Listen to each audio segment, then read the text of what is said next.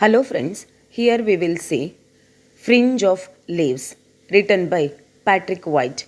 If you did not subscribe my channel, please subscribe for more videos like this. Patrick White was born of Australian parents in England in 1912. He born as an Australian citizen but grown up as England or English person. The award of the Nobel Prize for Literature to Patrick White in 1973 was the first time that the Nobel Prize has been won by an Australian. Being a citizen of an Australian country, he won first Nobel Prize under literature. In A Fringe of Leaves, the protagonist, Mrs. Ellen Roxburgh, returning home to England from Van Diemen's land.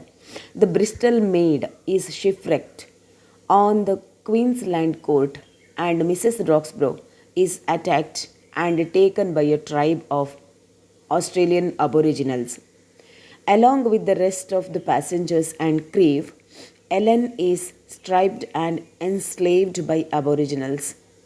This is in such a situation the novelist uses the word a fringe of leaves because protagonist uses the various leaves to cover her body when she was in such condition.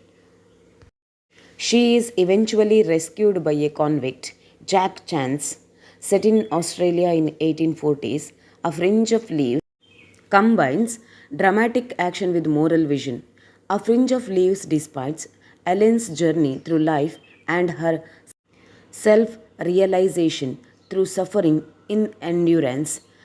Women, landscape and society become very crucial in the development of the novel. A Fringe of Leaves is set in the Australia of 1840s. In a sense, it is a historical novel giving us glimpse of the early 19th century colonial background. It is an adventurous story that deals with the wreck of the ship Bristol Maid off the coast of Queensland.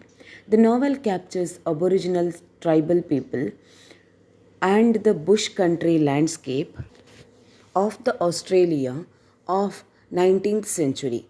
The action of the story actually starts in 1835. Mr. Austin Roxburgh and Mrs. Ellen Roxburgh is visiting Garnet Roxburgh, the younger brother of Mr. Austin Roxburgh, at his farm in Van Diemen's land at Dulcet. As the novel opens, they are on their way back to Cheltenham on the ship Bristol Maid. Their friends, Mr. and Mrs. Merivale and Miss Scrimshaw, have just seen them off at the port of Sydney. The novel travels backward, taking us back to the events on Dulcet, the farmhouse in which Garnet has settled in Van Diemen's land, and in flashes in between to be the private lives of Mr. and Mrs. Roxburgh before and after their marriage.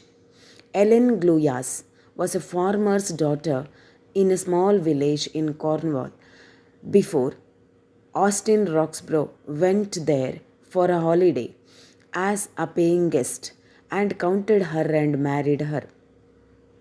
It was not passion that promoted this gentleman from the upper class to marry and do the right by this farm girl, but his own need and innate sense of property. Austin Roxburgh was a sickly man from youth, and his one love was books. Ellen Gluyas is exactly the opposite of Austin Roxburgh. She is uneducated, simple, and bursting with health. She is 20 years younger to her husband and is genuinely in love with him. From the beginning, the reader notices the opposing but complementary characters of Austin and Ellen.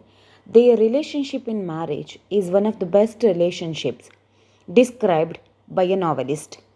They mutually strive to adjust to each other in spite of the tremendous differences between them. Garnet Roxburgh made forgery in his work and left his native, came back to Van Diemen's land, and also took part in murder of his wife. His wife was too rich and had much property. In initial stage, Ellen takes instinctive dislike in her husband's brother, in the sense Garnet Roxburgh. She feels an uncanny similarities between her brother-in-law and her own past situation, because in the past situation she was also a former girl. She doesn't like again the same feel, so she feels guilt when she watches him. Here, novelist shows the two contrasted examples of human nature and circumstances in the case of Ellen and Garnet. Garnet, on the other hand, is not going to leave this beautiful young woman alone. In the sense, he doesn't like to leave Ellen Roxburgh. The climax of the visit to Dulcet in the sense the place, occurs on the day when Ellen goes out riding alone into the clearing in the woods. She falls from the horse and injures her ankle. As though drawn by fate, Garnet Roxburgh follows her on his own horse and, finding her injured and laying on the grass, is puzzled as to what might have happened to her. But inevitably, the animal attraction between them is too much for them as they succumb to the temptation of their own passionate natures. Amidst the sullen, naturally surrenderings of the forest, the trees and the birds, there is occupying of Ellen Roxburgh and Garnet. There is a symbolic way in which Patrick White describes the scene. Ellen is in a green riding habit as she lies on the lush green grass. She is consciously of the evil that she has committed, but she cannot stop herself. Her passionate nature, which she had learned to curb to a great extent after marriage to a sickly man 20 years older than herself, had never quite been suppressed. Obviously, like a creature of nature that had kept her company on their comish form, she gives into nature yieldingly. This is also strength in her, as she finds later in the novel, when she is taken prisoner by the aborigines and has to live for a couple of months amidst them. Her closeness to the nature here again exhibits what happened when Ellen commits a mistake. She felt it is a sin, but also she cannot able to stop it. When she was kidnapped by aboriginals, she again kept the close relationship with the nature and felt happy with the nature without suffering any pain. As a consequence of this shameful incident, Ellen pursues her husband to leave Dulcet to Harbour Town. They have the good news that Bristol Maid, in the sense name of the ship, would be sailing for England, and they find berths on this boat, although it was not passengers ship. Their journey from Harbour Town to Sydney is uneventful, and at Sydney they meet their friends. Bristol Maid continues on her journey towards home, and the Roxburgh try to make themselves comfortable in their improvised cabin. The situation on the Bristol Maid is an expedient one for Patrick White to explore the depth of human nature and human relationship. The disastrous incident of the wreck of the Bristol Maid on the reef begins a new chain of events in the lives of Mr. and Mrs. Roxburgh. The boat is stuck in the reef bed. Those on the board have nothing more to do than launch into two long boats to the search of land. Mr. and Mrs. Roxburgh are too shocked to understand the situations fully. Nevertheless, they respond to the crisis amarely and help each other tremendously in facing crisis. They took their valuables, especially Ellen Roxburgh took her costly items like jewelry, rings, and all those, but Austin took his favorite book.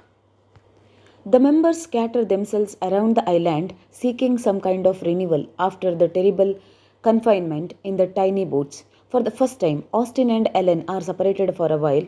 Austin Roxbow heads towards the tiny southernmost tip of the island to explore what might be there. It is a land of aboriginal savages where Captain and Austin are put to death in the sense that they were killed. Ellen's encounter with the Aborigines is a most crucial point of her life. She is forced to undergo physical sufferings, humiliation, and hardship. The native women strip Ellen of her clothes. She plucks the vine of few plants and put around and winds it around herself, draping herself with that fringe of leaves. So this novel named as A Fringe of Leaves. The green shawl shows the transformation of Ellen from the Cornish farm girl into the upper class lady. And now the fringe of leaves, green leaves, must show her transformation into her own real self amidst the savages. The Aboriginal tribal people were cruel among themselves. One girl is killed in the jealous of love. They make a ritual of devouring her body, and out of necessity, Ellen joins to the ritual feast and takes of her flesh. Now Ellen remembers her past days, past incidents. She tried to escape from that place towards Morton Bay, little civilized habitation. Her chance meeting of Jack Chance, he is the escaped convict who has joined a group of tribal, enables her to strengthen hopes of escape. They do succeed in running away from the camp one night. The relationship between Ellen Roxbow and Jack Chance, the convict, is intensively physical. He comes to rescue her from the native aborigines. He narrates his sufferings in the prison. She is greatly moved by his story and begins to love him. Ellen's character became more complicated than ever. She started to love that person. When Garnet comes into her life, he rouses the dormant drive and against her better native girl into the demand on that fateful occasions on Van Diemen's land when she falls from her horse in the forest. Even she recognizes that this was lust. This was not that she wanted.